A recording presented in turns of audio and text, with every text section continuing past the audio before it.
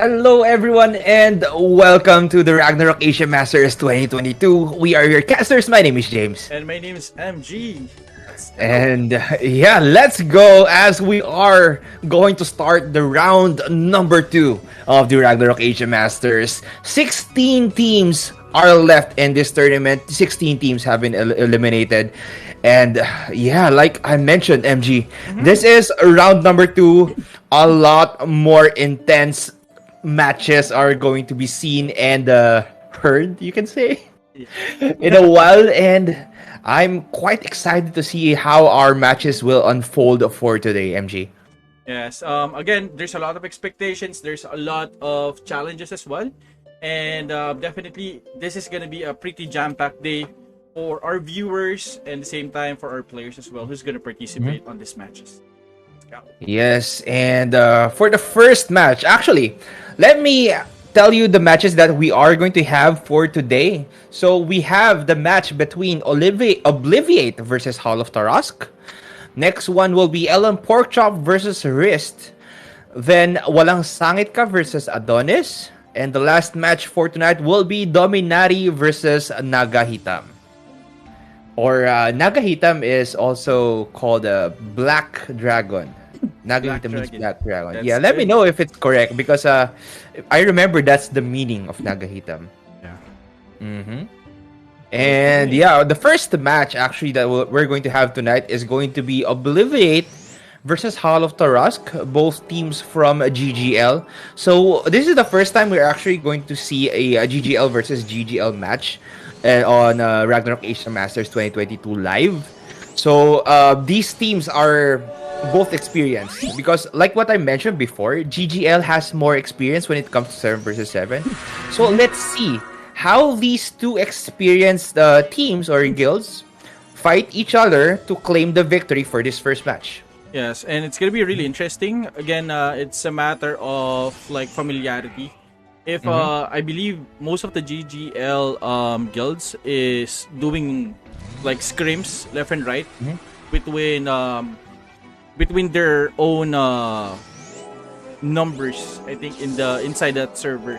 So definitely it's more familiarity, reaction, how to counter, and execution as well. So yeah. Yeah, and it's going to be very interesting as I'm pretty excited to check out how our teams are really going to showcase their skills, especially in this first match. This is going to be GGL versus GGL as well, and we've seen how GGH versus GGL teams compete. Some of them are at a disadvantage, of course, for the GGH teams Yeah. because some of them are less experienced Yes. than the GGL teams. And like what I mentioned a while ago, GGL teams has been doing this for years. They have more experience. So maybe we will see a much more intense battle, you can say, at the first match because, again, this is going to be two experienced teams just battling each other out. Yes, I think the matches that we're gonna have, like Obliviate versus Hall of Tarask, is gonna be like we're gonna see like technicalities on the classes, and the same time it's more on timing as well and execution. Definitely, when it comes to experience,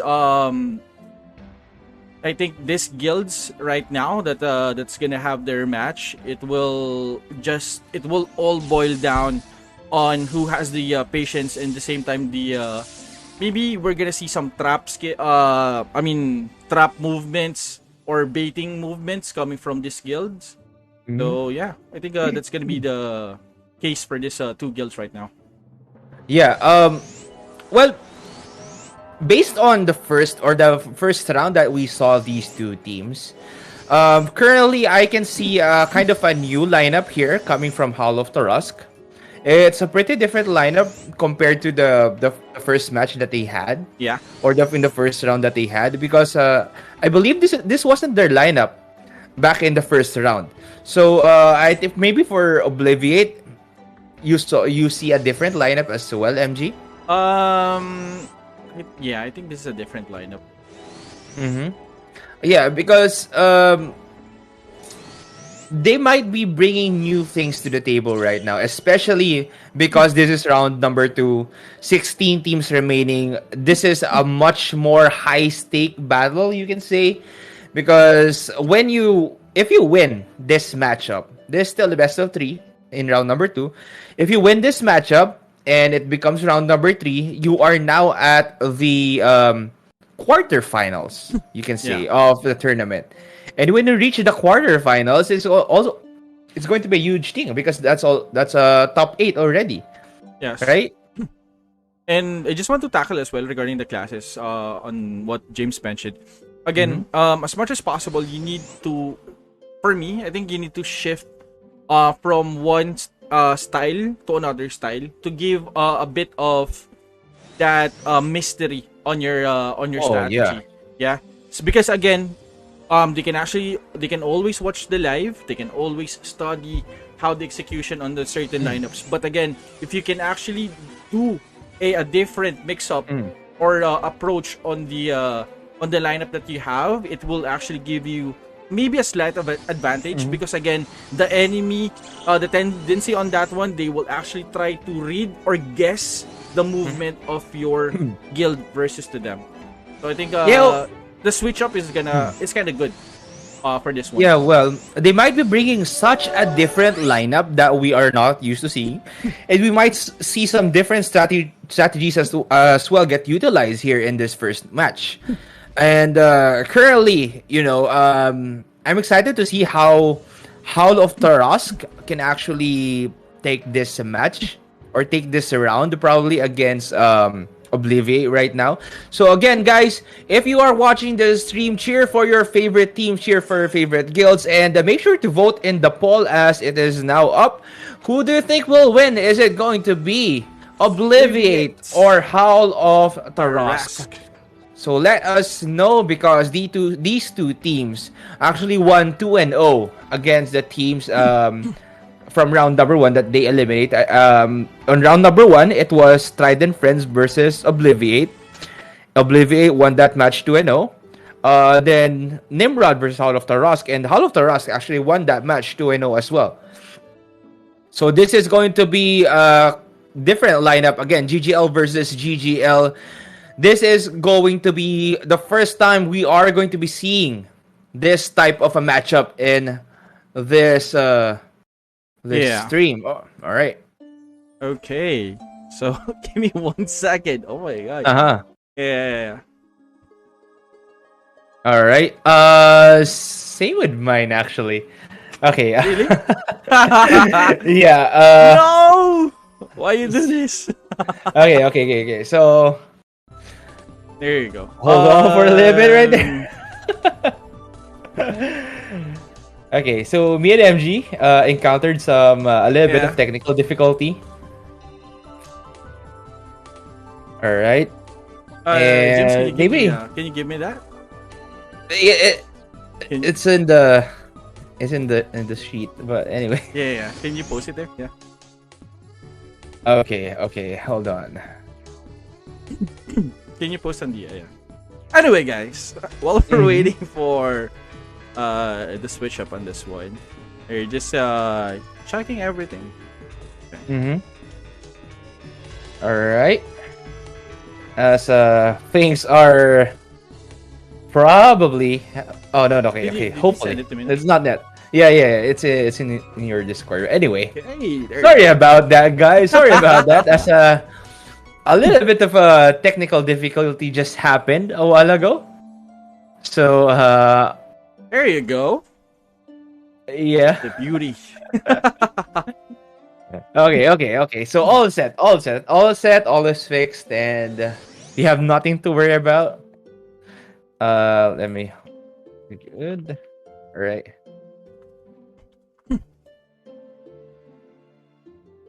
Okay. All good now. All good now. And yeah, please vote for your favorite teams. Who do you think will win for the first match? Is it going to be Obliviate or Howl of Tarask? Let us know in the chat. And make sure to vote now. In this round number 2, or for the matches that we are going to be having tonight, a total of 4 matches all in all. So 8 teams are going to be competing tonight. 3 teams from GGH, 5 teams from GGL. So the first match is going to be GGL versus GGL, Obliviate versus Hall of Tarask. Second, third, and fourth match is going to be GGH versus GGL. And we already mentioned the matchup earlier. LM Porkchop versus Wrist. Walang Yes, Sangka yeah. versus Adonis, then Dominari versus Nagahita. So this is going to be the only different matchup you can say, because this is GGL versus GGL. Two experienced teams, or two teams with a lot of experience, of course, because GGL has a lot of experience when it comes to 7 versus 7. As the match is going to start in a minute now. All right, MG, are you excited Yes, to definitely. see what will happen right here? So can you let us know what is the lineup currently Okay. of Obliviate? So right now on the side of Obliviate, guys, we have our, of course, our Minstrel Sura. We have the Sork. We have the Archbishop. You have the Royal Guard, and their 2 wildcard classes is gonna be the Mechanic plus that. If I'm not mistaken, a Shadow Chaser. Uh-huh. And actually, for the lineup of Hall of Tarask, actually, they are also rocking with that mechanic, but they are rocking with that Warlock. So it's going to be quite of a different matchup for these two teams, but they're both rocking with the mechanics, so we are going to be seeing a Suicidal Destruction land Yes. later on. But we might see other skills get utilized by this mechanic, because again, he has that Mado gear. A lot of skills can also be casted by that mechanic with the Mado. So let's see how this first match will unfold. Let's as go. round number 1 is going to start right now. The gates are going to be open in a bit. Okay. There you go. There you go. Okay. All right. So right now, Obliviate is trying to scan their enemies right now. Quick line protection there coming from their sword. And from a fast movement, they're trying to slow down, making sure that everyone is on top of that land protector or magnetic turret. Yes, as Hall of Tarask, on the other hand, I think is going the other way. As you can see, both of them are going to be meeting each other here at the upper left spot of this map. Hall of Tarask is at the left, Obliviate at the right. Both mechanics are positioning themselves to get a good Suicidal Destruction off. Ooh. Front slide, backslide coming from the Hall of Tarask mechanic. Sorcerer going in, backslide once Here we go. again by Magnetic guard. the mechanic of Hall of Tarask. Obliviate, you're trying to go in front side. Suicidal Destruction will take down 2 from Obliviate right there, but another Suicidal Destruction will land coming from Hall of Tarask, and it's going to be a 5 versus 4 battle. 4 members left for Hall of Tarask. They still have their Sura. They don't have their Sorcerer left, but the Minstrel and the Warlock is still up for their side. On the side of Obliviate, they don't have their Royal Guard, unfortunately, but the Mechanic, Archbishop, and Minstrel is still up, along with that Shadow Chaser. I don't know if the Sura is still there. I'm not sure if it's a 5 versus 4 match or 4 versus 4. I think it's a 4 versus 4. Yep. But I'm not sure how Obliviate will do damage against Hall of Tarask right here, because they don't have their Sura left. Okay. Only their Shadow Chaser. Maybe that Shadow form can actually make things work for Obliviate right there. Gates of Hell. Oh no! Oh no! Oh no! And Hall of Tarask is down to 3. What a good way for that Shadow Chaser to do things for Obliviate right there. And yeah, I think again, this match is not over yet. They still have a chance. They still have their Warlock on the side of Hall of Tarask. They can still flip this match as long as they can actually sneak in and take one target as fast as they can. So right now, a quick movement on the side of Hall of Tarask, and on the side of Obliviate, they're trying to catch the members of Hall of Tarask. And right now, they're just trying to buy some time. Maybe they're just trying to focus on one player. Okay. Yes, actually, for the Shadow Chaser, he's trying to go do the same thing that he did earlier. Again, they still have that Mm-hmm. mechanic who can deal damage against the members here of Hall of Tarask. And for Hall of Tarask, if that Warlock is a full DPS Warlock build, maybe he's waiting for his skill to cool down because Yep. again his Magnetic skill Earth. has a 5 minutes cooldown. Earth Stray will Here we get go. casted. Crimson Rock failing to land right there. Hollow Tarask is down to 2 while Oblivate still has 4 members. Archbishop is getting mauled here by Oblivate. Oh. And now Hollow Tarask is down to 1. Trap notes getting placed by that minstrel will just actually try to get this match first round done as Obliviate will win this first round with that MVP of a Shadow Chaser. Wow.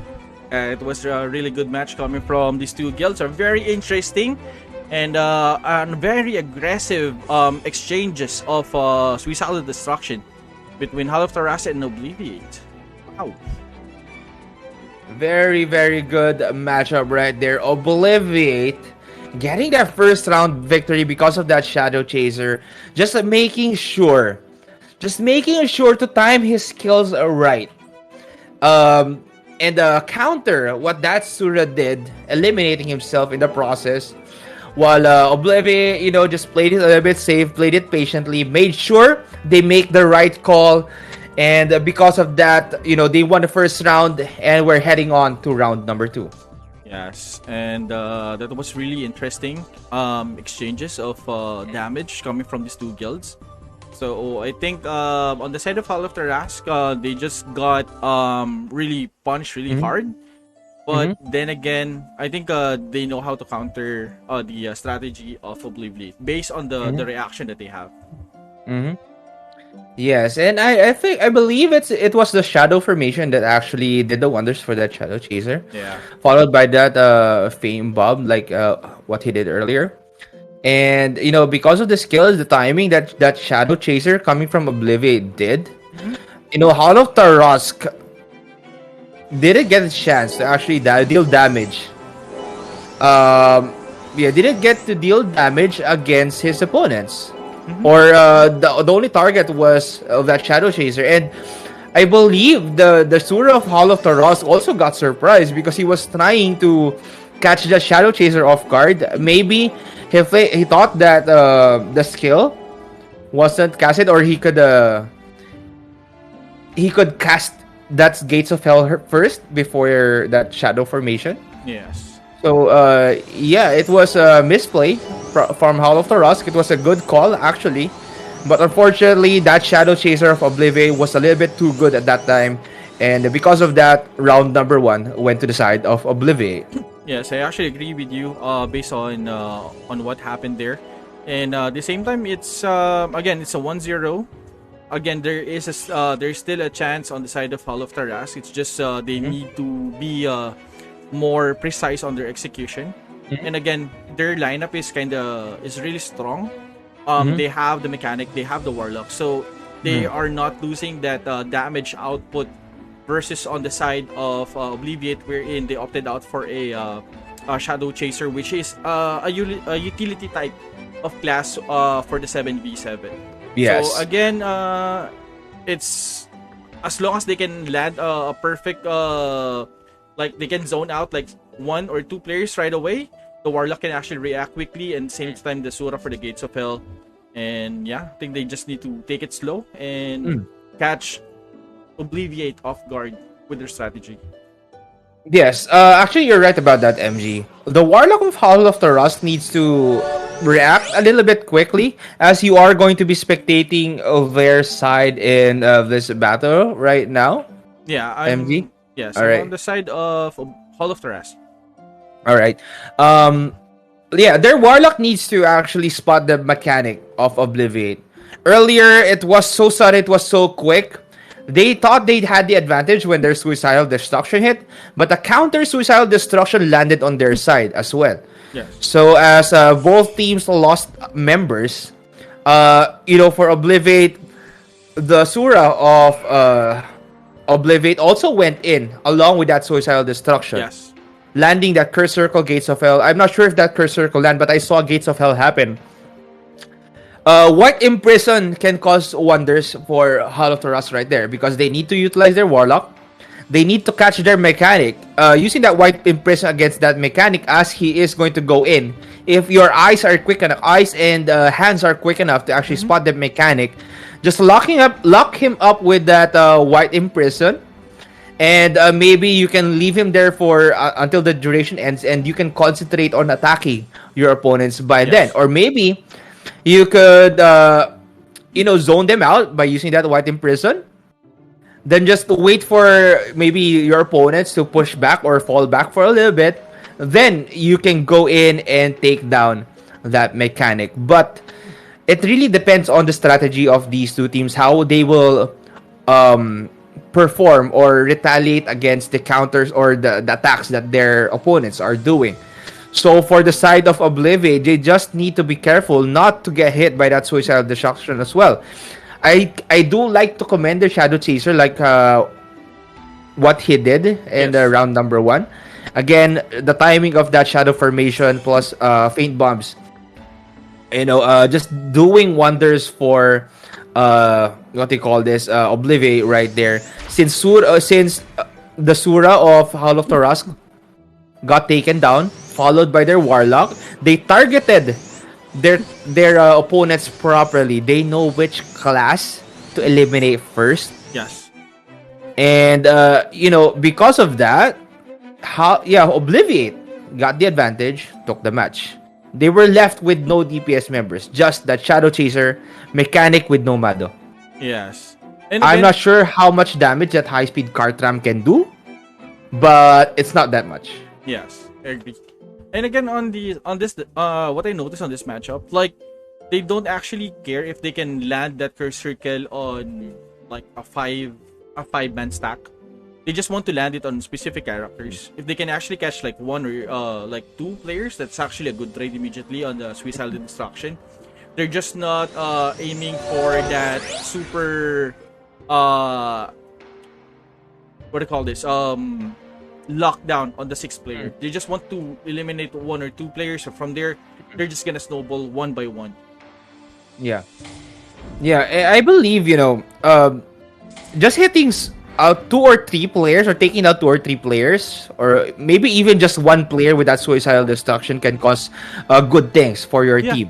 But you need to land that perfectly and not necessarily cast it out of nowhere or fail to land it because you got locked up. So it's important to just land it on your opponents.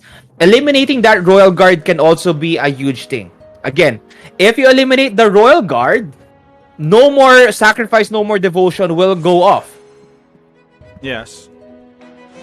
And again, yes, the moment that that Royal Guard went down, again, the damage that he can actually absorb will gonna be off. So everyone is gonna be they need to be careful on their HP as well, and how they pot as well on those damages. Because again, the Royal Guard is actually set as a backbone of the entire HP for those players who's having a very low HP. Like for example, the Sura. We keep on seeing Suras on the 7v7 who's doing a low HP for the high damage trade. Yeah, so the Royal Guard is actually is the one who's absorbing those damages just in case that the Sura kind of messed up his positioning. So again, the Royal Guard is one of the key classes that's very important, and it's really hard to pull off because again, you need to know who's gonna be on a Sakra and not to Sakra during the clashes. It's targeting your maybe also your teammates properly, who to devotion or who to sacrifice is a huge thing. Again, you need to complete your words, MG, because there's also a skill called Sacrament. So it's sacrifice, all right? It's sacrifice. By that Royal Guard or Crusader class. So it absorbs the damage that you will take. Yep. There's also a skill called Sacrament, which reduces your fixed cast time. Yes. Right. So both skills are really important. Again, Archbishop and Royal Guard are core classes. You can say in 7 versus 7.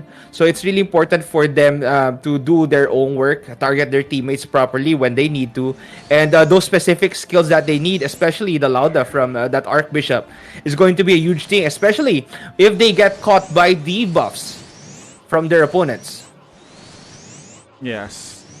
Okay. So I think right now everyone is trying to cast their battle chance, and let's see if what strategy is Hall of Trask will pull off for this round. Are they gonna opt out for a very aggressive, high damage aggression, or are they gonna be like a semi-passive, reactive style stance for this second round?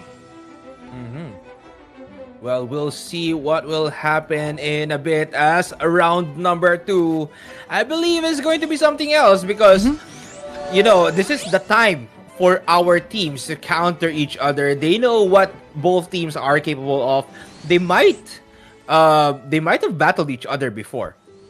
They might have battled each other before. And maybe this is not the first time that they met in a tournament. But, both teams are ready to go for this battle. Round number 2 is going to start in just a bit.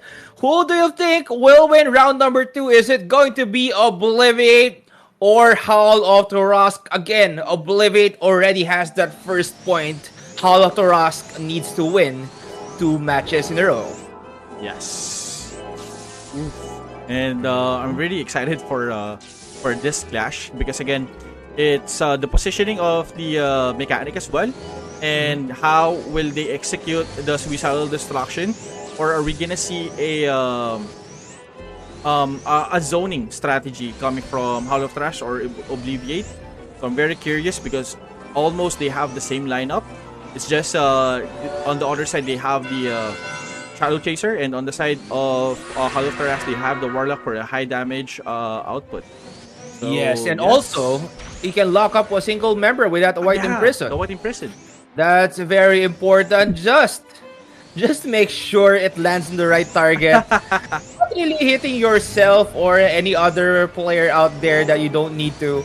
And just as long as it hits, it lands, and the chances or the RNG is in your favor right there. As round number 2 is beginning. Buffs are getting casted by both teams, and oh my goodness, this is going to be a great match. Both teams just actually going to the middle of the map, while Obliviate is going at the bottom side. Hall of Tarask at the top. Scouts coming from the Shadow Chaser of Obliviate will go off. Now they know where their opponents are at. The mechanic of Hall of Tarask is the one serving as the scout for their team. As you can see, just the front slide, back slide, making sure he has that information to check where their opponents are at, as Obliviate is just waiting for Hall of Tarask to push in. Same goes for Hall of Tarask right there. They're just waiting for Obliviate to make a mistake, but I think they are planning to make their movement. Their mechanic is actually moving forward for a little bit. Again, scouts, front slide, back slide, and they're not using their Sura to actually catch someone off guard, especially because the Sura of Hall of Tarask right here is playing with around 1/3 HP right now, as Hall of Tarask is moving to a different spot. Shadow Chaser is just scouting around. Of course, communication is important for both of these sides. Hall of Tarask just trying to push in. Obliviate just waiting right there. Front slide coming from Mechanic. Gates of Hell landing on a person from Obliviate, but no one will go off.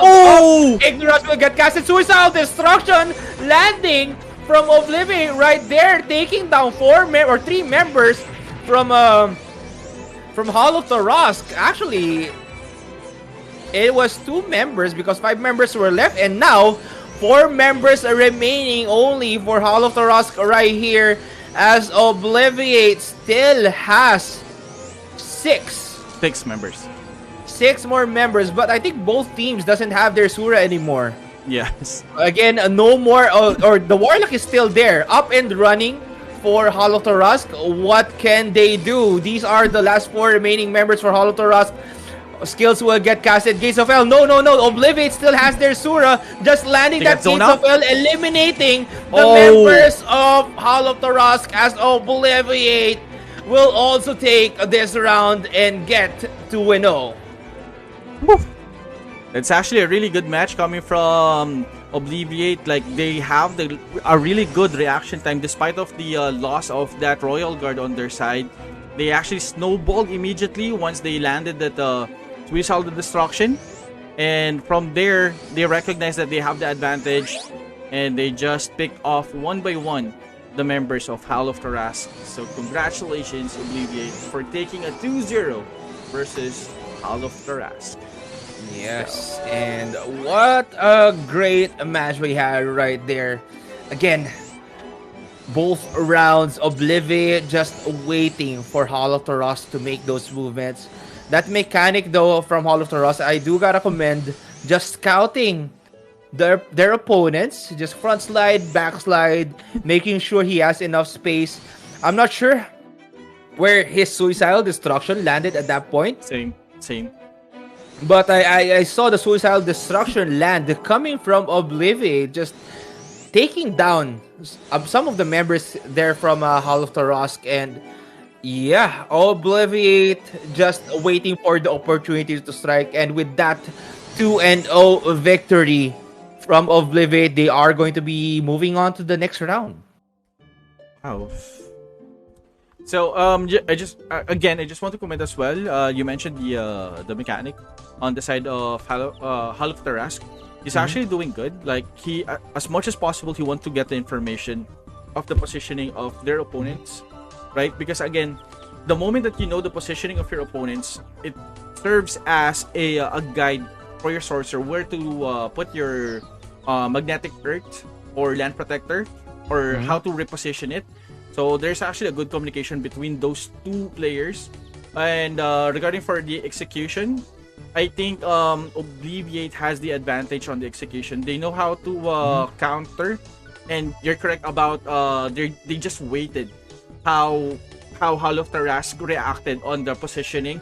Then the moment that Howl of Tarask executed their offense, they saw a small error on the push of Howl of Tarask. They managed to capitalize it, punishing every core members or the Suras, the Royal Guards, the mechanic on the side of Howl of Tarask. And then after wiping those 3 core players, they just slowly killed one player at a time. So a very good reaction there coming from Obliviate.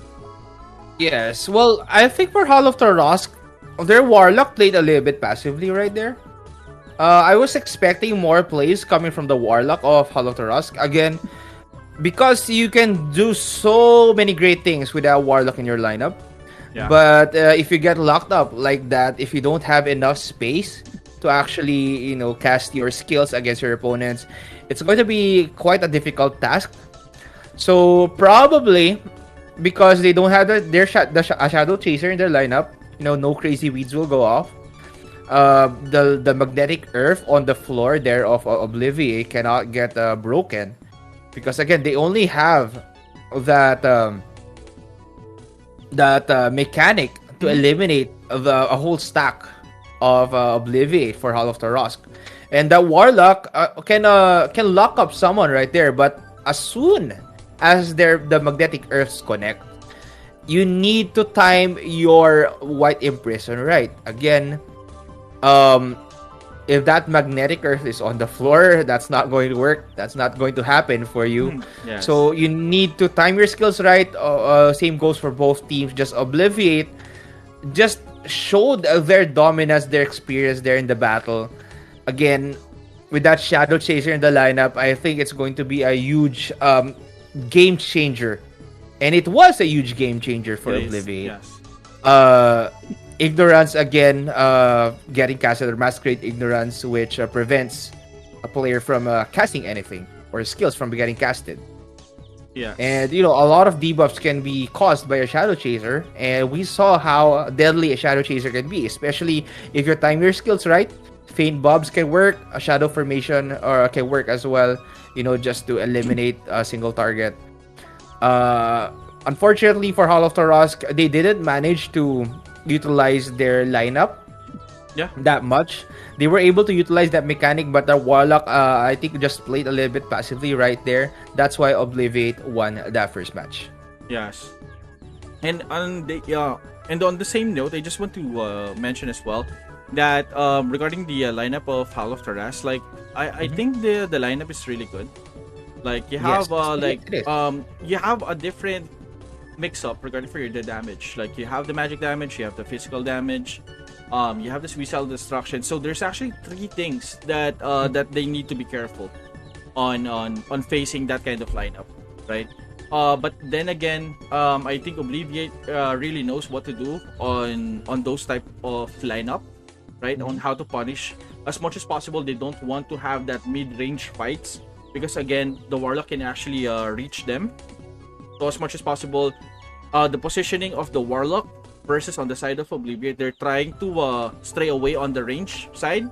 But the moment that they saw any opportunity that one member on the side of Hollow Thorax is really exposed, like out of position, like the Sorcerer you mentioned.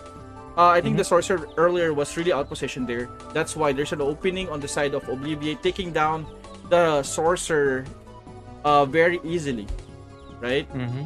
So, Yes. and I think I'm not sure if there's a sacrifice as well that has been connected to that sorcerer as well. But if there is, maybe that's one of the causes why the Mm. royal guard on the side of Halotras is punished or got removed immediately. Yeah, I think the Royal Guard of both teams just Yes. got punished. They just get eliminated because again, Suicidal Destruction just eliminating that Royal Guard completely, coming from both sides, and yeah, that was supposed to be the class that you're going to use, MG, and Yeah. I can see why you don't like to play a Royal Guard anymore, but. A Royal Guard, guys, is a crucial role. It So, is a crucial. without a Royal Guard in your lineup, you cannot do such great things. Again, you will flinch if you get attacked, especially if you are dealing with a Rune Knight. You don't have that sacrifice or devotion casted on you. You will flinch. You won't be able to cast your skills because again, you have that casting time. Even with that magic strings or poem of Bragi on, some skills just take a little bit longer to cast. So Yes. yeah, devotion sacrifice is important. But Yes.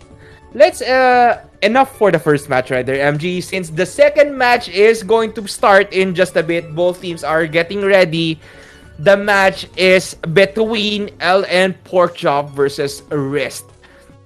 All right, so Ellen Porkchop is from GGH, Wrist is from GGL. Unfortunately, in round number one, we weren't able to actually see the match that happened between Dominari and the Wrist. So we weren't able to spectate their matches back in round number one.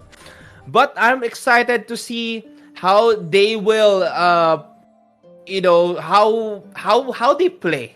Because this is the first time we are seeing this team compete in the Ragnarok Asian Masters. Yes. Based on what I saw on the Mm-hmm. last, I think while we have our third match, they also have their matches as well. I think, right? The moment that Mm. we ended our matches on the third round, they also ended their match as well. So I'm Mm. expecting that during their matches, they are actually using a rush play as well. Because just Mm-hmm. imagine how fast they managed to execute those clashes as well. And I think this is gonna be a really big challenge coming from Ellen Porchop right now because again, Trist is they managed to defeat Dominari as well, right? Mm. So again, Dominari is kind of like I think they're actually one of the most experienced as well on the side of GGH as well. So taking down one of the guilds that is well experienced in few minutes is something to consider. And again, I Yes. think they don't have that replay to review. So technically, it's like a guessing game on the side of Ellen Porchop Yes. and how to counter. But most important on the side of Ellen Porchop, they just need to execute their plan. They just need to execute what they practice Mm-hmm. and stick with the goal, and that's it. Yes. Yes, I think sticking to your plans, just making sure you execute your skills right, can also be a huge thing. But again, without the clips to review, you are at this disadvantage right Yes, you're there, blind technically. unfortunately, for Ellen Porkchop. But that really that happens sometimes. So if Ellen Porkchop is really prepared for this battle, they can do things that we are not expecting from them. But they might surprise us with a lot of plays for Ellen Porkchop and for Wrist as well. For Wrist, I'm curious how they will participate in this or they will show us their skills in the 7 versus 7 match. Again, they won their match against Dominaria in round number one. It was 2-0. Yeah. Unfortunately, again, we weren't able to see that. But match number two here in the second round of the tournament. Yes. Ellen Portov versus Riz. This is going to be such an intense and unique battle. I can see the lineup right now of Riz, and I believe I saw the lineup of Ellen Portov Yes. earlier. So, guys, in the chat right now or in the stream tuning in, who do you think will win the second match? Is it going to be Ellen Portov versus Riz?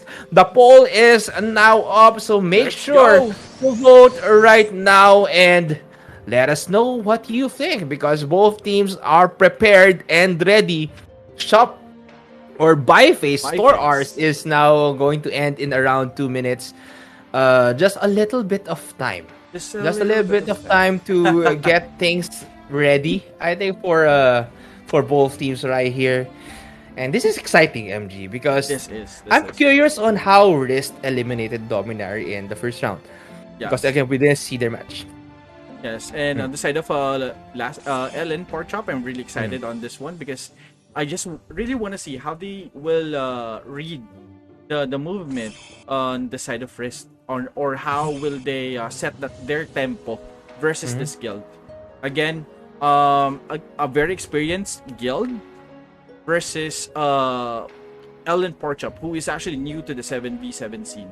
So this is something really really good to watch. At the same time, Ellen Porkchop, a good execution on their first round. We saw a clean 2-0 coming from them. Can they still repeat the performance that they actually executed on their first round, or are they gonna re-strategize on how will they take this match? So I think we only have like few seconds before we change our screen. Actually, we're going to change it right now as a yes. For round number one, I like how Ellen Porkchop actually utilized their lineup back then in round number one. Yeah. It was so quick, it was so precise. You can say landing that suicidal destruction. I think they are also rocking with the mechanic in their lineup right now, along with that Shadow Chaser. So same lineup as they did in round number one, right? Yeah. And with that lineup, if they can repeat what they did in the first round, just landing that suicidal destruction, immediately taking out around 4 or 5 members of Rist, that will be a huge thing for Ellen Porkchop right there. But for the side of Rist, they are rocking with a Rune Knight and a Shadow Chaser, the common meta that we saw from GGL teams. And again, Rune Knights can cause a lot of trouble for your team. Yes. Especially if that Rune Knight's build is a little bit of an annoying one, where you can actually cause debuffs against your opponent. So let's see what will happen, what will unfold in this second match. The timer has started before the match begins. MG, in terms of lineup, who do you think has the advantage in this match? Okay.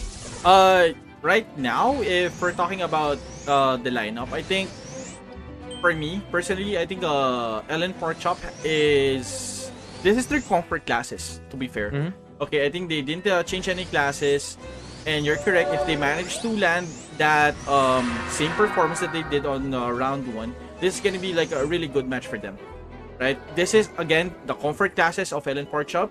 They have the 5 core classes. They have the Archbishop, Shadow.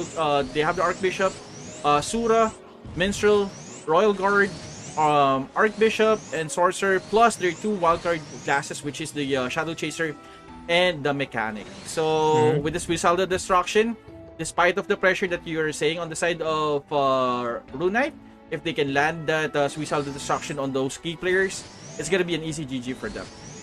Well, for me, Wrist has a more stable Yes, lineup. actually. They are more stable, and the mechanic is a little bit more cheesy, more of an burst type of First play. type, yes, a risky But play. if Ellen Porchop manages to land those specific shots against, like what you said, the key players of Wrist, this is going to be huge for Ellen Porchop right there, as both teams will actually meet very closely. Here we go. Curse Circle Curse will land Circle! Suicide Oh my Destruction! Oh my goodness! No! Ellen Porchop just doing the things they did in round number 1. What? But again, that Sura is still alive.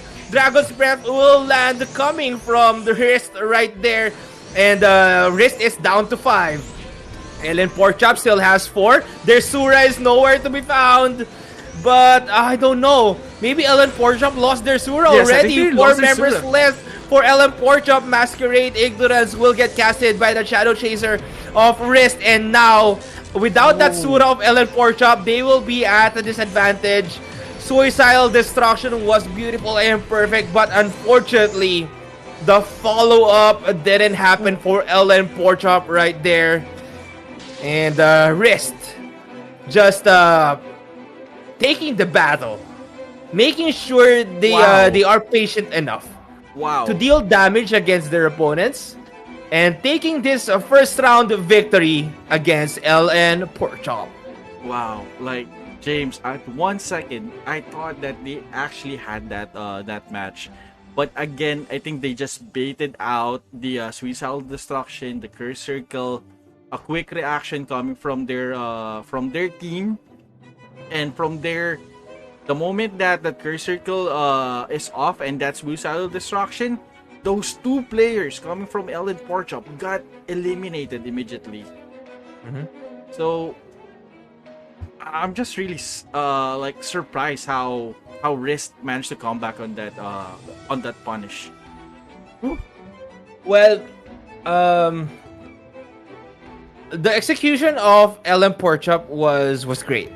Curse Circle, followed by that Suicidal Destruction. Although that Suicidal Destruction landed a little bit too far from the target, maybe around 3 to 4 cells away Yeah. than what he is supposed to probably, or the target was just right. But if I'm going to land Suicidal Destruction, it's like going to be adjusted for maybe a few cells right there to actually land that perfectly. But it was beautiful. It was perfect for Ellen Porchop right there to make a turnaround for that match. But unfortunately, I think the Sura of Ellen Porchop just overextended for a little bit right there. Yes. Just got a little bit too aggressive, playing with very dangerously low HP, I think, for that Sura of Ellen Porchop.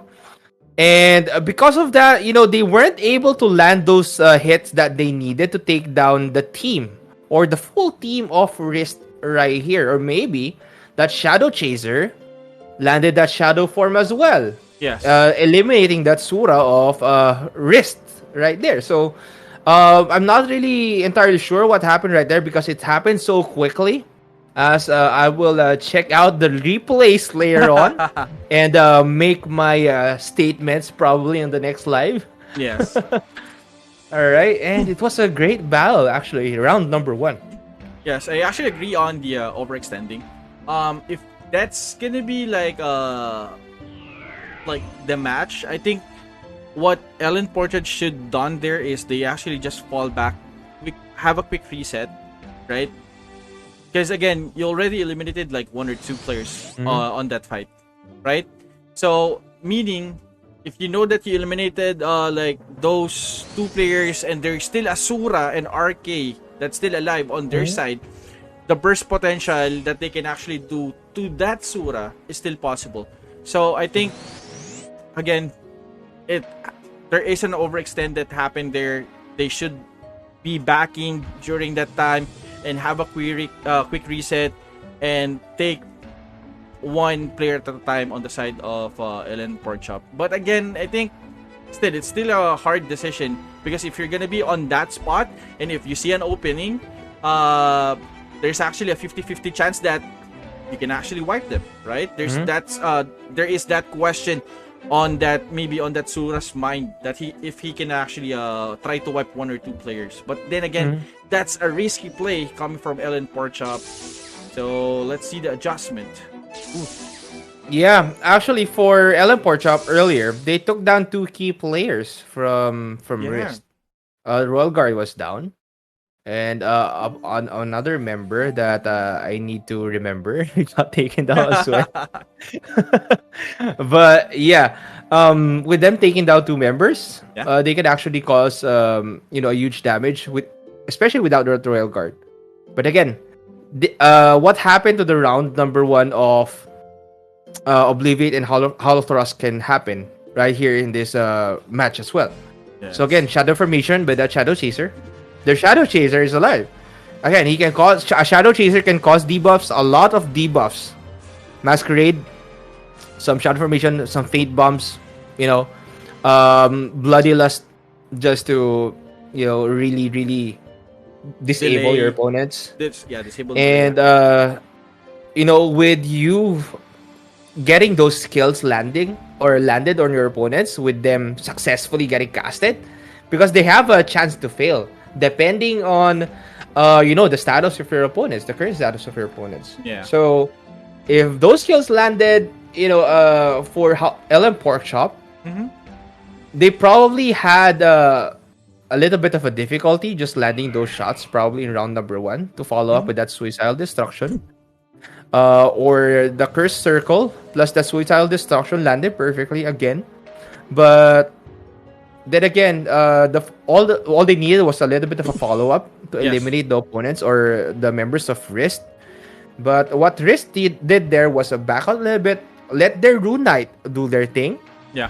maybe cause debuffs against LM Porkchop, and yeah, that did wonders for Wrist right there. Again, the Sura of Wrist is not really playing with that dangerously of a low HP. I think he's playing with around 1/4 when the round started. So, it's not really dangerously low when you get dispelled, like it's all over for you. Yeah. I think it's not like that. I mean, But you still have the time to catch up with your HP just in case that you got damage versus on the very low red HP. Yeah. yeah, well, technically, yeah. And we have some cheers right here. Go GGH. GGH, go, go, go. Let's go. All right. GGH Pride, don't lose. Our only GGH hope. Actually, we have 3 teams from GGH competing for tonight. Yes. So, yeah, GGH is still in the hanging. battle, guys. Still hanging the battle. Yeah. GGL is proving their experience in 7 versus 7 again, with a lot of their experience. Experience can really teach a huge thing. What to do, when to do it, how to do it. Yes. Yes. And Yeah. I'm pretty sure, MG, if we are the ones playing right now, we're definitely going to be on the loser side. Oh, okay. I thought you were gonna say of the losers bracket. No, there's going to be no losers bracket. We're just Losers going to be bracket. losing every Okay. time. Okay, fair enough. Fair enough. We might have a record of around 0 and 0 wins and 78 losses or I something. might get like a meme, like no devil or no devotion or sacrifice. Oh, no devil, no sacrifice for you. Yeah. This is I'm a DPS Royal Guard. Oops. That's actually the wild card about it. No. I don't save my teammates. I play Yes. alone. Okay. Yeah, but we might see a DPS Royal Guard eventually in 7 vs 7, but usually they're more useful when they use that sacrifice in battle. I guess you can say that. Yes, actually. And by the way, I think Riz is actually expecting that Ellen Porchop will take the first punch on this fight, like the first initiation. So that's why they tried to wait it out. If not wait it out, again, you mentioned that the HP of the Sura earlier is around like on the greenish side. Maybe they can actually counter for a quicker circle, but I think they didn't. They just tried to catch the suicidal destruction and try to prevent a bigger damage than when they because that's actually the only way that you can catch the Sura and the mechanic out of their stack right? I think that's the only way that you can catch them. If they jump in, do a curse circle, and a suicidal destruction, that's the only time that you can isolate them from the support team, right? I think Risk waited for that one, and they know what to do.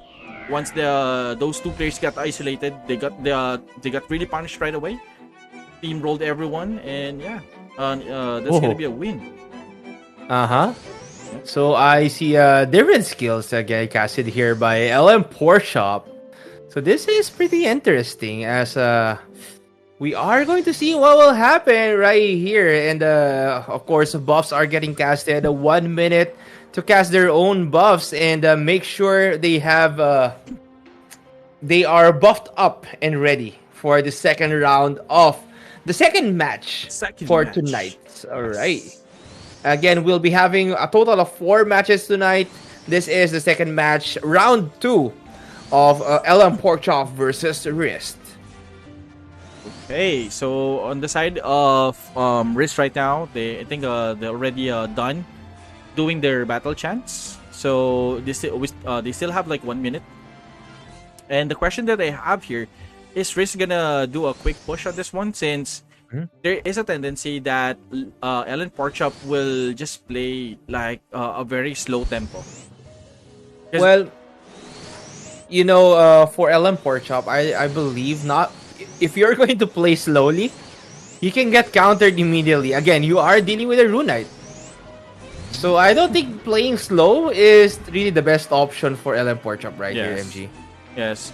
But then again, there's gonna be still that question in mind that if they're gonna be play aggressively, there is a good counter potential on the side of Risk as well.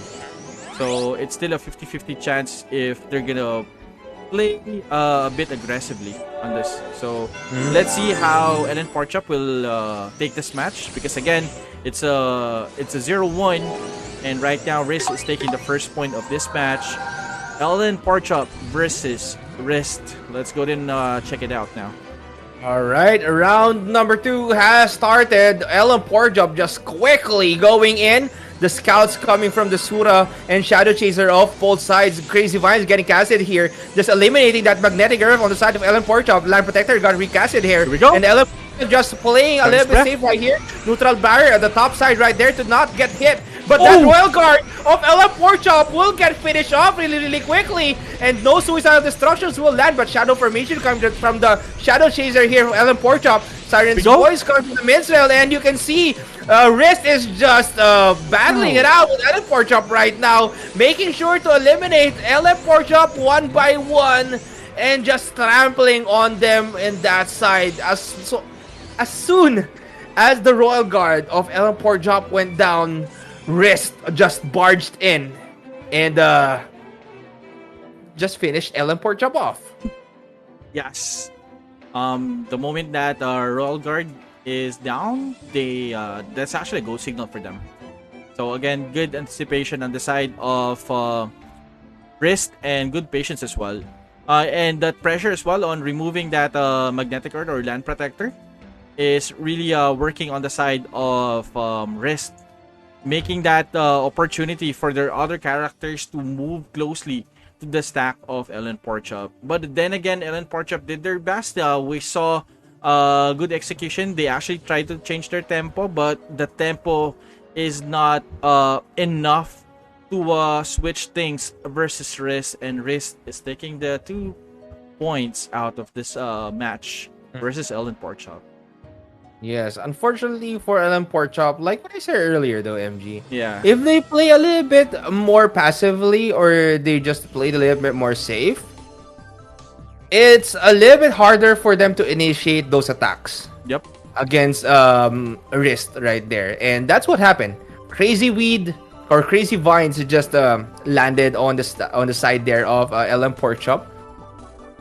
And Land Protector wasn't immediately recasted on the side of LM Porkchop right there, because that Dragon's Breath is also causing huge trouble against LM Porkchop right there. And what do you think, MG? Again, I think the opening there is the Royal Guard. I think the Royal Guard was really exposed. Like he got really focused right away. And the moment that the Royal Guard went down, and again, Ellen Porkchop shifted their position. So instead of having like a land protector, because their land protector is being busted from time to time by that shadow chaser, they actually went on the north side or upper left, doing the neutral barrier, which is very good. That's gonna be really good versus the Rune Knight. But then again, the Royal Guard on the side of Ellen Porchop was again out position, got taken off. The moment that they don't have that Royal Guard, that means they don't have extra backup on those sustains, and Priest took that advantage, and they know what to do. Who's gonna be focused? And yeah, on the side of Ellen Porchop, they paddled back, they got punished, and yeah, 2-0 coming from Risk. Yes. Great match. From what a great match that we just had Definitely, right there. yes. Risk just winning that match 2-0. But the next match is still going to be GGH versus GGL. It's going to be between Walang Sangit Ka versus Adonis. So this is going to be an exciting match as well. Adonis, one of the teams in GGH who doesn't actually play with a mechanic in their lineup. But we are going to be seeing that in just a bit, as we are going to take a little short break, a very, very quick little short break. When we come back, it's going to be match number 3. So stick around, stay tuned, and we'll be back in just a bit.